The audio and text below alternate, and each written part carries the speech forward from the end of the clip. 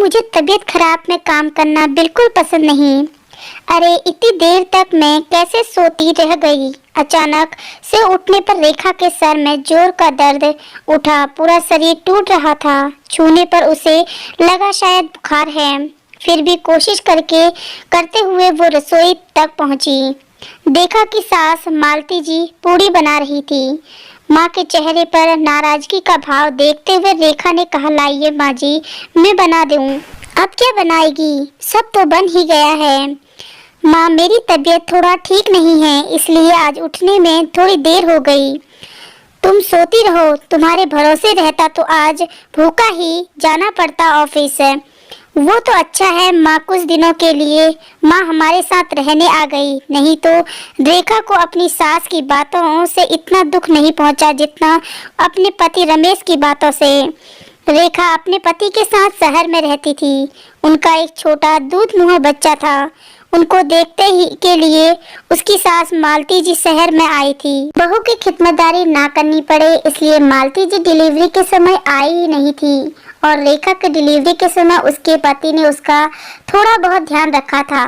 बाकी उसके मायके वाले कुछ दिनों के लिए आ गए थे। कमरे में आपको मैंने कल रात में बताया था, तबीयत थोड़ी ठीक नहीं लग रही है, पर रमेश अनसुना करके चला गया।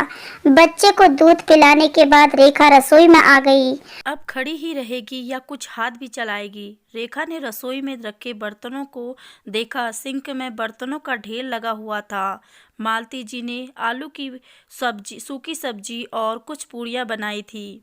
उनके बेटे को बहुत पसंद है, शायद इसलिए। पर रेखा की तबीयत के बारे में पूछना किसी ने जरूरी नहीं समझा। रेखा ने मेडिसिन खाकर बुखार में ही घर के सारे काम किए। उसके ससुर को हल्का नाश्ता पसंद था, उनके लिए अलग नाश्ता बनाया। मालती जी को चटर पटर खाने की आदत है, आए दिन कुछ न कुछ बनवाती रहती थी। रेखा का बच्चा अभी बहुत छोटा था, उसकी भी ध्यान को खुद रखती थी। मालती जी अपने पोते का भी कोई काम नहीं करती थी। अरे ठीक से मालिश कर देख, हड्डियां कितनी कमजोर हैं। रेखा के मन में आया कि कह दे, आप ही कर दीजिए, पर वो जानती थी यही जवाब आएगा। अपने बच्चे का किए, अब क्या बच्चों के बच्चों का भी करूंगी। बहरहाल रेखा ने उसी हालत में जैसे तैसे काम किया। शाम होते होते उसका बुखार और बढ़ गया और वो बुखार में कराहने लगी थी। उसे रह कर अपनी मम्मी पापा की याद आने लगी। कैसे उसे थोड़ा बहुत भी बुखार हो जाता था तो घर में सारे लोग उसकी देखभाल में लग जाते थे। यहाँ तक कि छोटी सी छींक पर भी मुझे आराम करने का मौका मिल जाता था। मम्मी कितना कहती थी, इतना लाड़ प्यार ससुराल में नहीं मिलेगा, काम करने की आदत डाल। पर मैं यह कहकर भाग जाया करती थी, मम्मी मुझे तबीयत खराब में काम करना बिल्कुल नहीं पसंद होगा। अब अपनी पसंद कहाँ, अब तो दूसरों की पसंद का ध्यान रखते रखते अपनी पसंद भूल चुकी हूँ, कहकर रेखा की आंखों में आंसू उतर आए। खुद को बहलाते हुए, अपने मन को समझाते हुए यही कहती है, तब का समय अलग था, फिर भी समय तो बीत जाता है, पर यादें ही साथ रह जाती हैं। यहाँ देखभाल तो दूर, कोई तबीयत पूछता भी नहीं था। ऐसे ही यादों में खोई रेखा की आंख लग जाती है। शाम को मालती जी चाय का इंतजार करती थक गई, तब अपनी बहू के कमरे में जाकर झांका।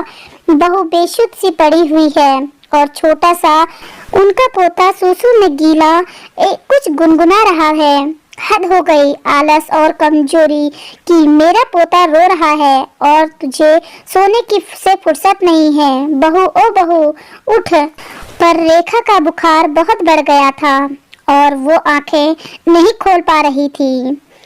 मालती जी को लगा कुछ गड़बड़ है। माथा छूकर देखा तो आग जैसा तप रहा था। आनन फानन में बेटे को फोन किया। डॉक्टर ने कहा अगर सही समय पर इनका बुखार कम नहीं होता है तो इनको दौरे भी आ सकते हैं और कमजोरी भी बहुत है, और क्या इनकी ठीक से देखभाल नहीं हो रही। डॉक्टर की बात सुनकर रेखा का पति सकपका गया, जैसे कोई चोरी पकड़ी गई। सुबह ही तो रेखा मुझसे कह रही थी और मैं इतनी उसकी बात सुने बिना चला गया। ओहो, शर्म आनी चाहिए मुझे। जो पत्नी मेरे सुख के लिए दिन रात एक कर देती है, उसका मैं हाल चाल पूछना भी जरूरी नहीं समझता। देखिए, अभी इनको एक सप्ताह आराम की सख्त जरूरत है। जी डॉक्टर साहब। डॉक्टर के जाने के बाद मालती देवी का बड़बड़ाना शुरू हो गया। लो, अब बहू की खिदमत करो, इससे अच्छा है तो मैं गांव चली जाती हूँ। सुन बेटा, मेरी टिकट करा दे। बस करो माँ। रेखा ने क्या आपकी सेवा में कभी कमी रखी? क्या आपका फर्ज नहीं बनता जब उसको जरूरत हो तो उसका ध्यान रखें? गलती तो मेरी है माँ, जब मैं ही ध्यान नहीं दे पाया तो वो सबकी ज़रूरतों को ध्यान रखती है और मैं उसकी ज़रूरतों को ध्यान नहीं रख पाया, ना ही कभी उसकी पसंद नापसंद जान पाया। मालती जी को तो 2-4 दिनों में ही बहू की कद्र पहचान में आ गई, जब सारे काम उनके सर पड़े। इधर रेखा को जब थोड़ा सा तबीयत ठीक लगा तो उठकर रसोई में काम करने के लिए चली गई। अरे रेखा, काम के लिए कमरे से बाहर क्यों आई?